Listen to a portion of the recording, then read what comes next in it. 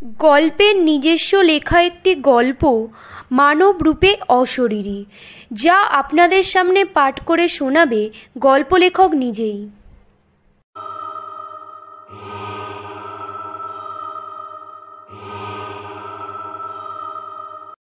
বিগত 2 বছর আগে আমার জ্যাঠামশাইয়ের সঙ্গে ঘটে যাওয়া একটি ভৌতিক ঘটনার কথাই আজ আপনাদের শোনাবো।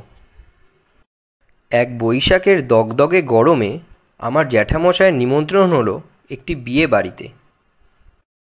জ্যাঠামশাই বাড়িতে এসে বললেন, জানো মালা, আমার বন্ধু মিলন, যার সঙ্গে আমি কলেজে পড়তাম, তার পরশু বিয়ে, যেতে হবে, সঙ্গে তুইও যাবি।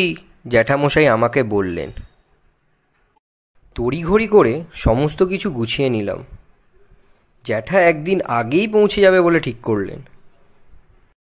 বন্ধুর বিয়ে বলে কথা, একদিন আগে না গেলে চলে? আর জ্যাঠার বন্ধু তাকে ফোনেই বলে দিয়েছিল, একদিন আগে আসতেই হবে, যতই কাজ থাক। সময় মতো আমি আর জ্যাঠামশাই হাওড়া স্টেশনে উপস্থিত হলাম। জ্যাঠামশাই বললেন, 1 ঘন্টা আগেই এসে গেছি, ট্রেন বোধহয় এখনও স্টেশনেই আসেনি। আগেই বলে দিই, জ্যাঠামশাই একটু পেটুক স্বভাবের মানুষ। ট্রেনের এতক্ষণের যাত্রা তার খালি পেটে মোটেই সইবে না। তাই সে স্টেশনের একটি দোকান থেকে নানা রকমের খাদ্যদ্রব্য সংগ্রহ করে নিলেন। অতঃপর ট্রেন এসে স্টেশনে লাগলো। জ্যাঠামশাই সিট নাম্বার খুঁজে হাত পা ছড়িয়ে বসে পড়লেন আর বললেন, সারা রাতের জার্নি তো, একটু ইজি না হলে শরীর জবাব দেবে। ট্রেন ছেড়ে দেওয়ার পরই জ্যাঠামশাই নিজের খাওয়া দাওয়া সেরে শুয়ে পড়লেন আর আমাকে বললেন, খেয়ে দে, তাড়াতাড়ি শুয়ে পড়, ভোর 5টায় ট্রেন পৌঁছে যাবে। আমি তাড়াতাড়ি খাবার দাবার খেয়ে শুয়ে পড়লাম। ট্রেন থামল গন্তব্যস্থলে। ভোর 5টা বাজে। তখনও আকাশে সূর্যের দেখা মেলেনি। ট্রেন থেকে নেমে 1 পেয়ালা করে চা মুখে দিলাম। 30 মিনিট পর আমাদেরকে নিয়ে যাওয়ার জন্য জ্যাঠার বন্ধু একটি গাড়ি পাঠালো। সে গাড়ি আমরা যে 4 হুইলার বুঝি তা ঠিক না, এটা 3 চাকাওয়ালা এক ধরনের ইঞ্জিন ভ্যান। সেই ইঞ্জিন ভ্যানে উঠে বসতেই জ্যাঠামশাই বললেন, এর থেকে ভালো যানবাহন এখানে পাওয়া যায় না। যাই হোক, দীর্ঘ 45 মিনিট কষ্ট করার পর আমি আর আমার জ্যাঠামশাই গিয়ে পৌঁছালাম। গাড়ি থেকে নেমে দেখলাম মিলন জ্যাঠা আমাদের জন্যই অপেক্ষা করছিলেন। তিনি তার সঙ্গে করেই আমাদেরকে ঘরে নিয়ে গেলেন। যাই হোক, সেই দিন বেশ আনন্দ করে কাটানোর পর দ্বিতীয় দিন জ্যাঠার বন্ধুর বিবাহ সম্পন্ন হলো। বৌভাতের দিন খাওয়া দাওয়া সম্পন্ন হওয়ার পর আমি আর জ্যাঠা শুতে চলে গেলাম। তার পরের দিন সকাল হতেই শুনলাম মিলন জ্যাঠার নাকি খুব জ্বর। মিলন জ্যাঠাকে দেখে কেমন একটা লাগলো। কাল রাতে যেমন ছিল তেমন ঠিক না। আমাদের বাড়ি যাওয়ার দিন চলে এলো। আমরা সমস্ত কিছু গুছিয়ে বিদায় নেব বলে ঠিক করলাম। এমন সময় খবর এলো স্টেশনের আগের একটি রেল ব্রিজের এক পাশ নাকি ভেঙে গেছে।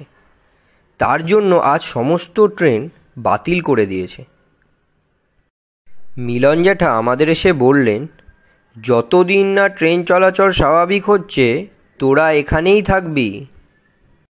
সেই দিন রাতে খাওয়া দাওয়ার পর শুতে গেলাম। তারপরে আমি আর কিছু জানি না। পরে জ্যাঠার মুখে শুনলাম কাল রাতে নাকি জ্যাঠা বাথরুমে বেরিয়ে দেখে একজন মহিলা অন্ধকার জঙ্গলের দিকে কোথায় যেন যাচ্ছে।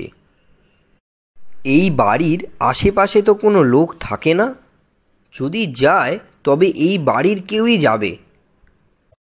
জ্যাঠামশাই মহিলাটির পিছু নিল। গিয়ে দেখে যে মহিলাটি সম্পূর্ণ উলঙ্গ অবস্থায় পাটাকে উপর দিক করে এবং মাথাটাকে নিচের দিকে করে কি যেন খাচ্ছে। জ্যাঠামশাই দেখে তার জ্ঞান হারানোর মতো অবস্থা হলো। মনে বলল, ওটা কি জিনিস? চাঁদের জোছনায় জ্যাঠামশাই দেখতে পায় মহিলাটিকে। মনে ভাবে, এটা মানুষ না অন্য কিছু। একটু ইতস্তত বোধ করে মহিলাটির নাম আমাকে জানালো না। জ্যাঠামশাই সমস্ত কথা তার বন্ধুকে গিয়ে চুপি চুপি বললেন। মিলন জ্যাঠা শুনে অবাক। মিলন জ্যাঠা নিজেই কিছু একটা টের পাচ্ছিল, কারণ তিনি কেমন যেন একটা ফ্যাকাশে হয়ে যাচ্ছে, রক্তশূন্যতা হলে যেমন হয়। জ্যাঠামশাই বলল, আজ রাতে তোকে নিয়ে আমি এক জায়গায় যাব, আমি তোকে কিছু দেখাবো। সেই দিন রাতে জ্যাঠামশাই না ঘুমিয়ে জেগেছিলেন, দেখার জন্য যে যা ভেবেছিলেন তাই হলো। রাতের বেলা একটি নারী মূর্তি ঘর থেকে বেরিয়ে অন্ধকার জঙ্গলের দিকে গেলেন। তৎক্ষণাৎ জ্যাঠাও মিলন জ্যাঠাকে ডেকে নিয়ে সেই নারী মূর্তির পিছন করল। মিলন জ্যাঠা সেই নারী মূর্তিকে দেখে অবাক। হাতে একটা হাঁসের দেহ নিয়ে ছিঁড়ে ছিঁড়ে খেতে দেখল তার সদ্য বিয়ে করা নিজের বউকে। মানুষের রূপ ধরে থাকা সেই অশুভ শক্তির নাম হঠাৎ মিলন জ্যাঠা বলে উঠলেন, ওহ, এ তো পেতনি, আমার রক্ত চুষে খেয়েছে দুদিন ধরে। আমার শরীরের অবস্থা এই জন্যই খারাপ হয়ে গেছে। কি ভুল করেছি ভগবান, এ কেমন দিন দেখালে আমাকে। আজ যদি তুই না থাকতিস, দুদিন পরে হয়তো আমি মারাই যেতাম। জ্যাঠামশাই বললেন, গ্রামের লোকজনকে ডেকে এর একটা ব্যবস্থা করতে হবে। গ্রামের লোকজন মিলে সেই পেদনিটিকে ধরে তার গায়ে আগুন লাগিয়ে দিল। সেই পেদনিটি ছটপট ছটপট করে বলতে লাগলো, আমি আবার আসব।